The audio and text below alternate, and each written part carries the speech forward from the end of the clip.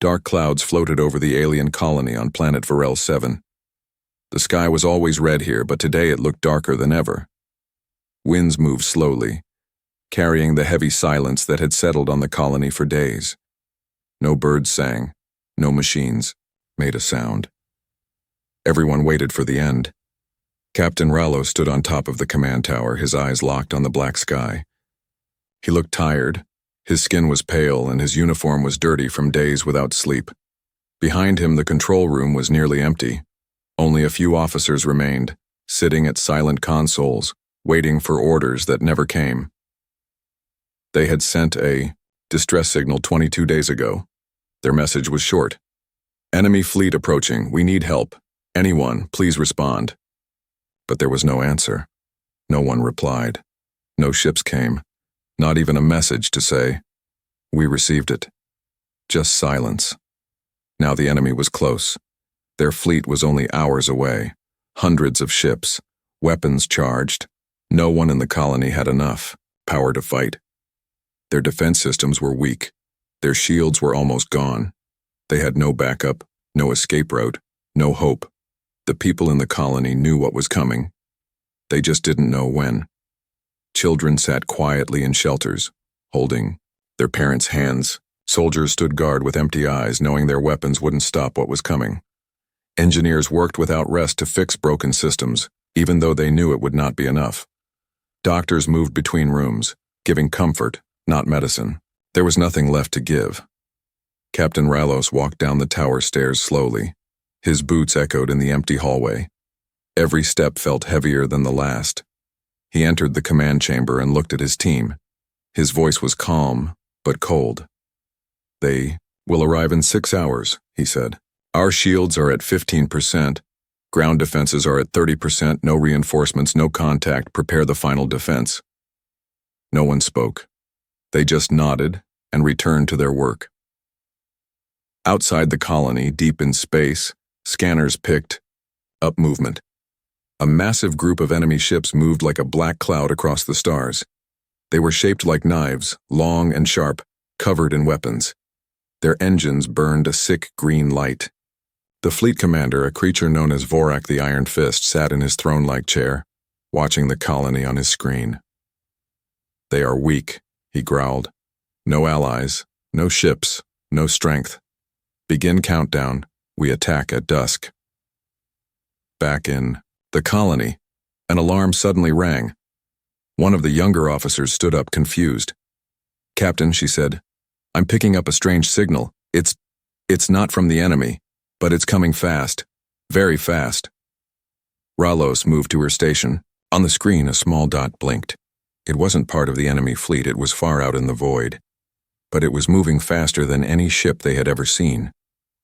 "Identify it," Rallos said. I can't," she answered.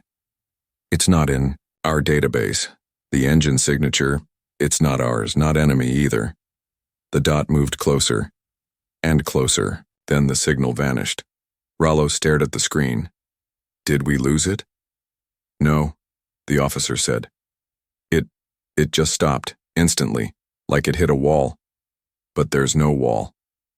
Rallos felt a chill. Ships don't just stop like that. Not in the void. Not unless. Before he could speak, another signal appeared. This time it was audio. A voice echoed through the command room. Deep, calm, human. "This is Terran warship Vengeance. Stand by. Help has arrived." The room froze. Rallos blinked. He looked around the room, searching for someone to confirm what he just heard.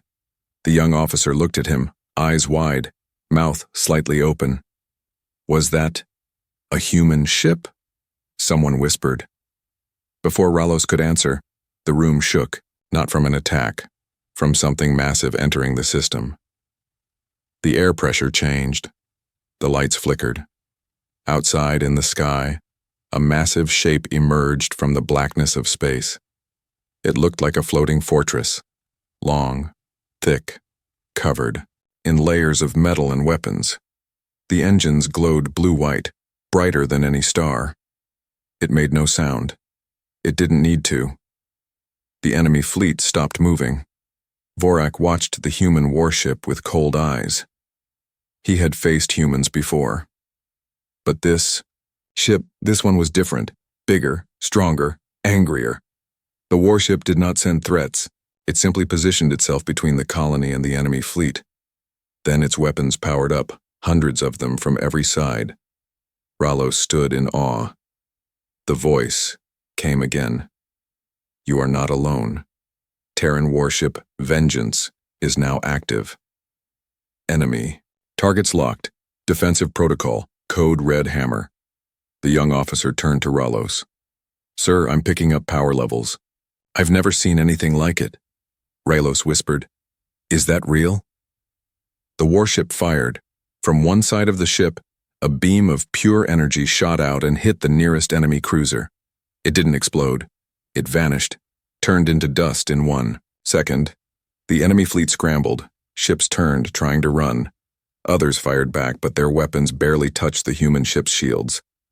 The people in the colony screamed, not in fear, but in hope. The warship had come.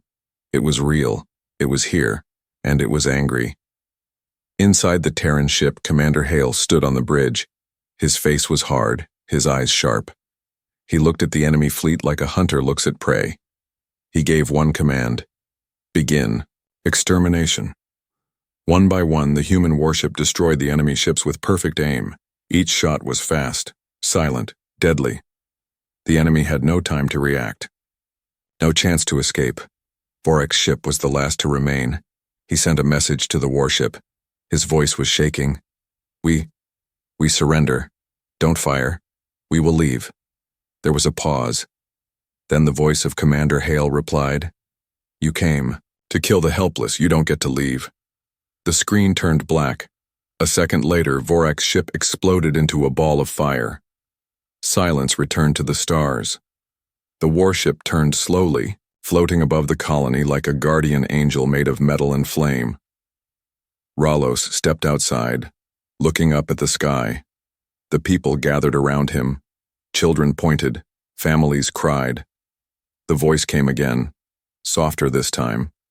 Colony of Virel 7, this is Commander Hale of Earth. Your distress signal was received. We were the only ship near enough to respond. You are safe now. Ralos held the comm device in his hands. His voice broke when he replied, Thank you, human warship. We thought no one was coming. Hale's voice replied quietly, but with strength. No one gets left behind. Not while humanity is watching the stars. The people of Virel 7 would never forget that day. The day when hope returned from the void. The day when the silence before the end was broken by the roar of a human warship. The blackness of space was quiet again, but the air on the colony was thick with emotions. People stood frozen, their eyes locked on the sky where the giant ship floated silently above them. Some wept. Others stared, in disbelief. Moments ago they were ready for the end. Now a single ship had turned their fate around. Inside the colony command center, Captain Ralos couldn't stop looking at the screen. The massive ship hovered in orbit like a silent protector, its steel frame glowing from the battle it had just fought. Every light, every gun turret, every glowing engine spoke of power no one in the colony had seen before. But it wasn't just the size of the ship. It was the way it moved, how quickly it destroyed the enemy. It had fought not with rage, but with cold, quiet precision. The communication system blinked. Another message was coming in. This is Commander Hale. Terran warship standing by. Request to speak with colony leader. Ralos took a breath. He pressed the button. This is Captain Ralos. You have our thanks. Without you, the human voice interrupted. We don't require thanks, Captain. We received your distress signal. We responded. Standard protocol. Ralos hesitated. There was no pride in the human's voice. No joy. Just duty. Commander, he asked, how did you get here so fast? There was a short pause. I was nearby, the voice said calmly. Closer than most. I heard the call. So I came. Simple words, but something in them felt heavy, like they carried a story not told yet. Outside the colony walls, people gathered in the open fields. They looked at the sky, waiting. Children held their parents' hands. Soldiers lowered their weapons. Engineers who had spent nights trying to fix broken shields now sat on the ground, too tired to cheer. But their eyes were full of wonder, and then the ship moved. Not fast, not to attack. It simply lowered its position, gently descending until it hovered just above the mountains. Slowly, a single smaller craft left the ship's side. It glowed blue and quiet, flying like a whisper. It moved through the air without shaking the ground or breaking the silence. The people stepped back as the craft landed near the colony's main gate. No doors opened at first. Everyone stood in silence. Some feared it was a mistake, that the ship might leave or something else might happen. But then, a panel on the side of the craft slid open. A ramp lowered, and out walked a single figure. He was tall, wearing dark armor that looked worn but strong. His helmet was off, showing a human face marked by age and long missions, eyes like steel. He walked calmly, like someone who had done this before. Commander Hale didn't speak at first. He looked around at the people watching him. He saw their fear, their tired faces, their hope. Then slowly he gave a small nod.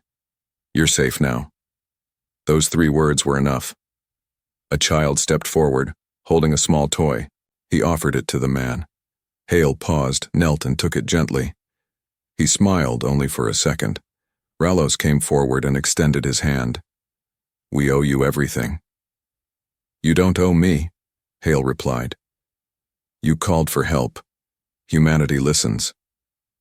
The 2 men walked back toward the command center, and the people watched with silent respect. No big celebration, no loud music, just quiet relief that tomorrow would still come. Inside, Ralos offered the commander a seat. Hale stayed standing. "I want to see your records," he said. "What happened before we got here?" Ralos nodded and showed him the logs. Hale studied the enemy's movements, the timing of attacks, the strange way the fleet had blocked all escape paths. He didn't speak, but his expression changed slightly, less calm, more focused. "They weren't just here to destroy you," Hale finally said. "They were testing something. Your colony wasn't chosen at random." Ralos frowned. "Testing? What do you mean?" Hale didn't answer right away. He looked at the map of destroyed enemy ships on the screen. "There have been other attacks, small colonies, remote outposts. Always the same pattern, sudden strikes, no survivors, and no help in time." Ralos's voice was quiet. "So we're not the first." "No," Hale said, "but you're the first still standing." Outside, the people began setting up lights again. Power was still weak, but they worked together, using whatever they had. For the first time in weeks, someone laughed. Someone played music. The colony was coming back to life. Back in the command center, Ralos asked, "Why did only 1 ship come? Earth has more ships, doesn't it?" Hale looked at him with a face full of quiet pain. "Others were too far. I was the only one close, and I chose to come. I didn't ask. I just came." Ralos realized something. "You weren't ordered?" "No." "Then why risk your life?" Hale paused, then answered, "Because you called for help. And if we don't answer, then what do we become?" Ralos couldn't respond. He understood now. This wasn't just a soldier. This was someone who had seen too many calls go unanswered. A voice from the ship broke the moment. "Commander, long-range scan complete. More ships detected. Unknown origin. Approaching fast." Hale turned to the screen. His calm face returned. "Time, 23 hours, maybe less." Ralos stood up. "Are they enemies?" "We'll find out," Hale said. Outside, the lights kept shining. But the sky had started to change again. The silence had returned. But this time, it wasn't empty. It was the calm, before something else, and the colony once again waited. But now they weren't alone. They had someone watching the stars. The night sky over the colony shimmered with strange patterns. Stars twinkled softly, but there was a tension beneath their calm light. People gathered near rooftops and windows, watching the sky as if it held answers. A new threat was coming, they could feel it in the air. The ground seemed still, yet heavy, as if the world was holding its breath. Inside the command center, Captain Ralos stood beside Commander Hale. The room was dim, the screens glowing gently. Maps, sensor reports, and communication logs filled every screen, but all eyes stayed on the long-range scan. It showed movement. Small, fast-moving signals approaching from deep space. Unknown ships, their paths locked onto the colony's location. Their design was unfamiliar. They didn't match the enemy fleet that attacked before. But they moved with the same precision. Commander Hale leaned forward slightly, studying the speed and formation. His expression remained steady, but something had changed in his eyes. He was thinking, connecting details. He didn't speak for a while. He let the silence stretch, the tension grow. Finally, he turned to Ralos. This is not random. Someone is searching, not just attacking. Searching. Ralos didn't understand. Searching for what? Hale paused. Or for who? That thought echoed across the room like a cold wind. Outside, families were still trying to rebuild. The damage from the last attack had left scars on buildings, roads, and hearts. But people were working, fixing broken pipes, rewiring damaged systems, even planting small gardens. The colony was bruised but not broken. They had seen a miracle already. One ship, one voice, had saved them. That memory gave them strength now. Children played near the edge of the colony's main square. One of them, a quiet boy named Ellen, looked up and pointed. Something's falling, he said. The others looked too. A small, glowing object streaked across the sky. It wasn't crashing, it was controlled, gliding, slowing as it approached. It looked like a beacon or a probe. Adults quickly gathered the children and moved them inside. A soft alarm rang across the colony. Non-hostile object detected. Observing. Ralos and Hale reached the landing zone within minutes. The object was already on the ground. It looked smooth, metallic, about the size of a small vehicle. No weapons, no sound. Just a quiet blue light glowing at its core. No one approached it first, then Hale stepped forward. Slowly, calmly. As he reached the object, it opened. Not with a blast, but like a flower blooming. Inside was a message. Not text, not video. Just sound a voice, female, cold, emotionless. We see you, we followed the light, we followed the power. Return it to us and the rest may survive. Ralos frowned. Return what? Hale said nothing. He was still staring at the probe. The voice repeated the message once, then fell silent. The light inside the probe dimmed, and the device shut down. People gathered nearby, whispering. Who were they? What were they talking about? What did they want returned? Hale picked up a small scanning tool from his belt and ran it over the probe. He watched the results carefully. His jaw tightened. This technology, it doesn't match any known database. Not Terran, not the previous attackers either. Something new, something hidden. Ralos walked beside him. What do you think they want? Hale looked up toward his ship, still floating silently above the colony. Not what? Who? That night, Hale returned to his ship. Inside the bridge, he moved to a sealed room. It was dark, lit only by soft blue lights.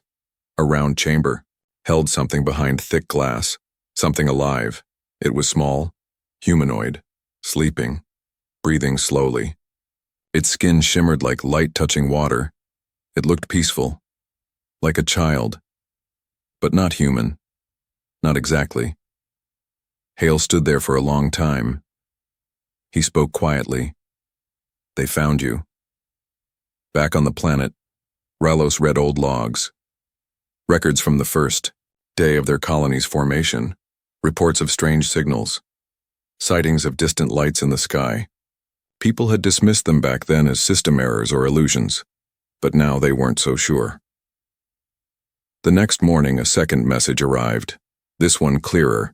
It came through every system in the colony. Lights flickered, machines paused, and then the same voice returned. Your light does not belong to you. Return it.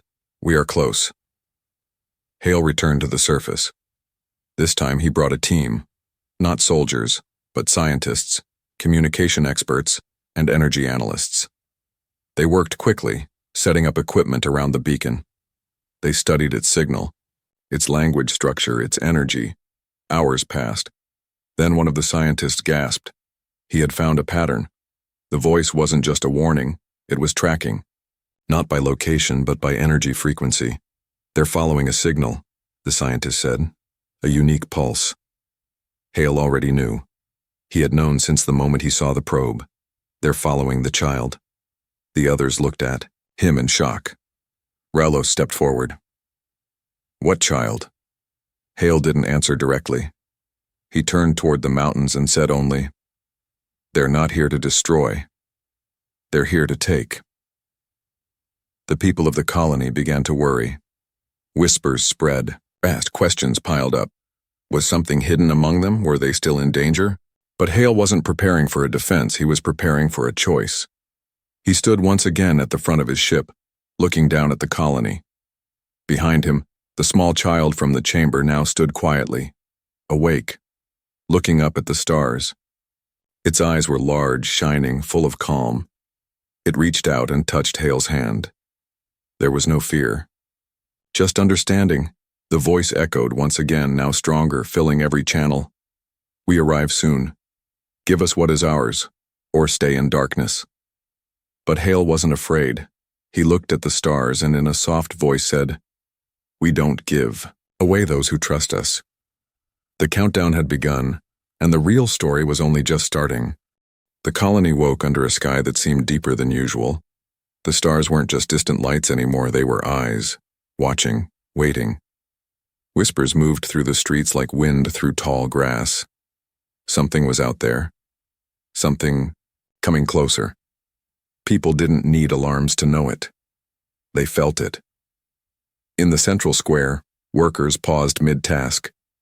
Engineers stared up at the heavens, unsure whether to continue repairing the broken towers or to start building shelters. Children stayed indoors, elders sat in silence. Even the air had changed, colder, stiller, full of unspoken warnings. Up above, the Terran warship floated silently. Inside, Commander Hale stood in a quiet observation deck, eyes locked on the data coming in. The ship's sensors had picked up strange distortions, not just motion, but the kind of space bending that happened when something large moved through subspace. Not one object, several. No known signature, no clear form. But the direction was clear. They were coming straight. For the colony. Hale's second officer, a woman named Lynn, stood beside him. Still no message since the last one, she said softly. No demands, no contact, just movement. They're close enough to speak if they wanted to, Hale replied. Then why the silence? Hale's eyes stayed on the screen. Because they've already said everything. Now they're just waiting for us to break. Back on the surface, Captain Rallo stood with his team at the edge of the colony wall. Drones hovered nearby, scanning the sky. Lights blinked slowly, searching for changes. Rallos didn't speak much anymore. Not since learning the truth or part of it. He still didn't know where the child came from or what exactly it was. But he knew one thing. It was important. Not because of what it could do, but because of what it meant. It was a symbol now, of something powerful and mysterious.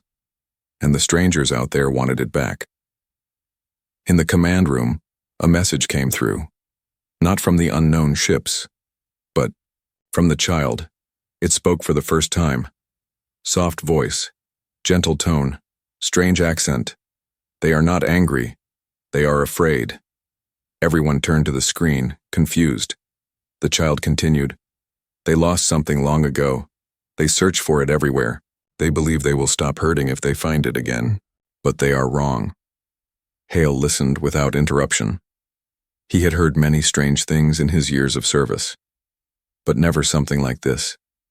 So simple, yet so deep. Rylos asked. Why are they afraid? The child tilted its head slightly, as if choosing words carefully, because they made a mistake, a long time ago, and they cannot forget it. Hale leaned closer. What mistake?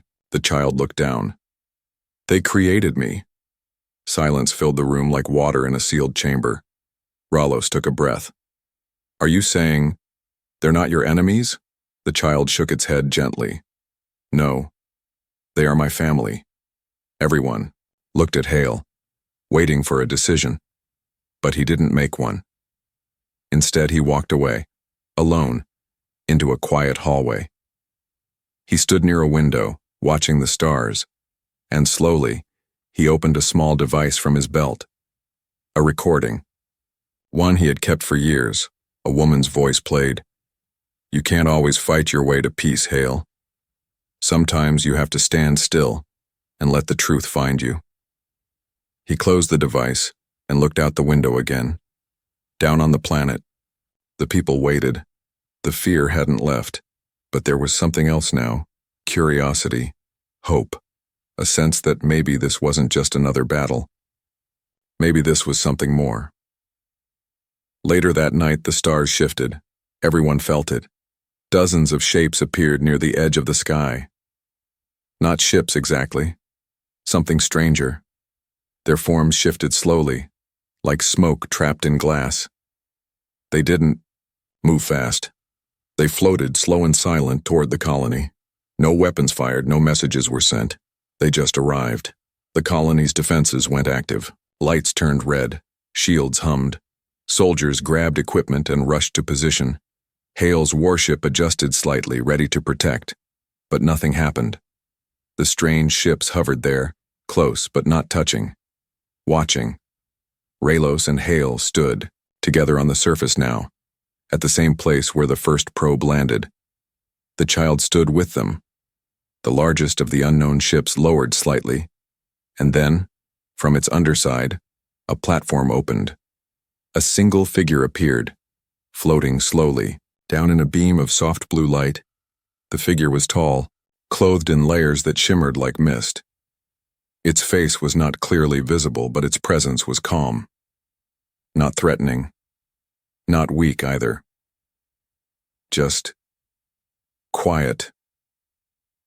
The figure landed gently on the grass. People held their breath. It looked at the child, then spoke.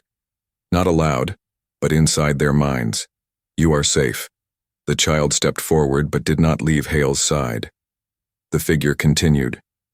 We searched many years, not to capture, not to punish, only to heal. Rylos frowned. Then why? The attacks? Why the threats? The voice replied. Fear makes mistakes. And our fear grew with every world we reached too late. There was honesty in the words. Sadness, too. The child looked at the figure. I was afraid you would take me away. The figure answered. We never meant to take. We only wanted to find you. Hale looked at the ships above. So what now? The figure turned toward him. Now we offer peace not by force but by choice. Silence again. Then the figure bowed its head gently. We will wait, as long as it takes. And then it rose again, slowly, returning to its ship. The vessels above backed away, not far, just enough to give space. They weren't attacking, they were asking. And the colony, once broken and forgotten, was now at the center of a decision that could change everything. Peace or distance, trust or fear. But for now, nothing was decided. Only the sky remained, deep and still, holding a new kind of silence, one that wasn't full of danger, but of possibility. The air was quiet, but it was not empty. People could feel something around them, something invisible but real.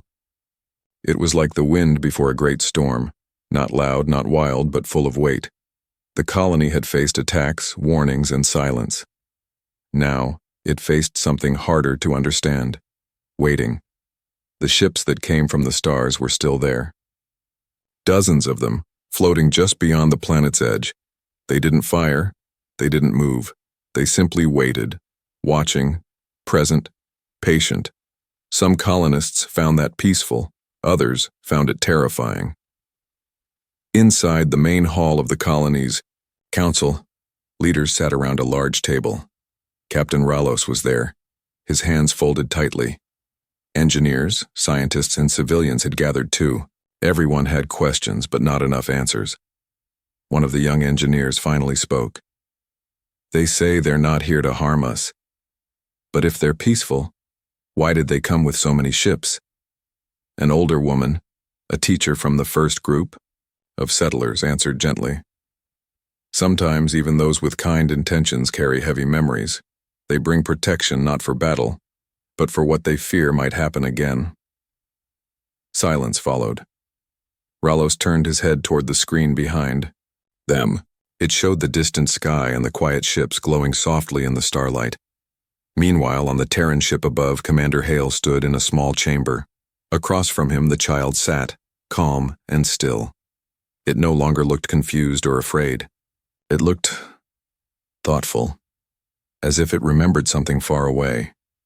They came for you, Hale said quietly, but they don't want to take you by force. They want you to choose. The child nodded. Do you remember them? Hale asked. The child took a moment, then replied, Not with my mind, but something inside me remembers the sound of their voices, the way their light feels, the way they wait. They are not strangers to me. Hale looked down. And do you want to go with them? The child looked up. I want to understand why they created me, why they left, why they are afraid of what I might become. That answer surprised Hale, not because of what it meant, but because of how deeply the child seemed to understand its place in all of this. It didn't just want safety, it wanted truth. The next morning, a new event changed everything. One of the ships in orbit sent a small device down to the surface. This time, it did not land near the colony. It landed far away, in the quiet desert, where no building stood and no people lived. A gentle signal was sent to the colony. No threats, just coordinates. Ralos and Hale met at the edge of the colony's landing zone. They're inviting us, Ralos said, holding a small pad. Hale nodded. To what? We don't know. But they're doing it away from people. Somewhere private. That might mean they want to talk, or show us something. Hale turned toward the ship. I'll go. Ralos paused. Are you sure? Yes. But I'm not going alone. The next hour was full of preparation. Hale, the child, and a small team of scientists boarded a light transport. It wasn't a war vessel. It carried no weapons. Only tools for scanning, communicating, and learning. As they landed near the device, they found something new. A doorway. Not a physical one, but a shimmering circle of soft light hanging just above the sand. It pulsed gently. There were no words, no sounds, just the light. One of the scientists scanned it. It's stable, not dangerous. It looks like a portal, a kind of space window. Hale stepped closer. A place between places. He turned to the child. The child nodded once and stepped through. The others followed. What they saw next was not space and not the planet. It was a memory. They stood in a wide, open hall made of light. Shapes shifted along the walls. Images, sounds, pieces of time. And then they saw them. The creators. They did not speak aloud, but their thoughts reached the group like soft waves, gentle, deep, and filled with emotion. You were made to protect, to learn, to grow without fear. The child looked around. Then why was I left behind? You were not abandoned. You were hidden from those who wished to use you. The images shifted. A time long ago, worlds burning, machines hunting for power. The child, still small, still glowing, being taken away, hidden by the ones who now returned. Hale stepped forward. Why reveal all this now? Because you gave us reason to hope again. You chose care over fear. You stood between power and harm. More images appeared. Of the colony. The humans helping one another. Hale risking everything to protect the child. These memories were being shared not just with the humans, but with the entire fleet above.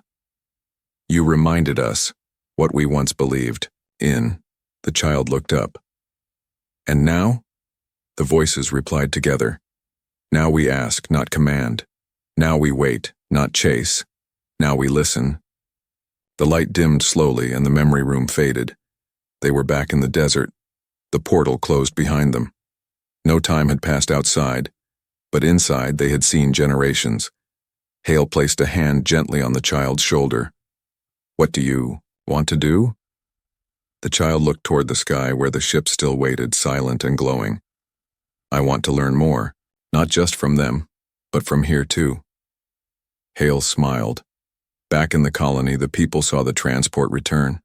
No damage, no fear, just quiet peace. And when the story was shared, it changed everything. The ships in orbit didn't leave, but they backed away even farther, still close enough to protect but far enough to respect. A new kind of message came through that day, not in words. In actions, the trust had begun, and from that trust something rare was forming, not war, not surrender, but the first lines of something greater, an alliance born not from power, but from understanding. The colony had changed. Days once heavy with fear now carried a quiet hope. The ships above no longer loomed like distant threats, but like silent guardians watching patiently. The people still remembered the silence before, but now they also felt the promise of what could come. Inside the council chamber, Captain Rallo sat with a calm that had not been there before. The talks with the strange visitors, the memories shared through the portal, and the child's courage had softened the hard edges of worry. Everyone was learning to listen in new ways, not just with ears but with hearts. Outside, children played under the gentle light of twin suns. Their laughter was a fragile thread weaving through the quiet tension that had once ruled the colony.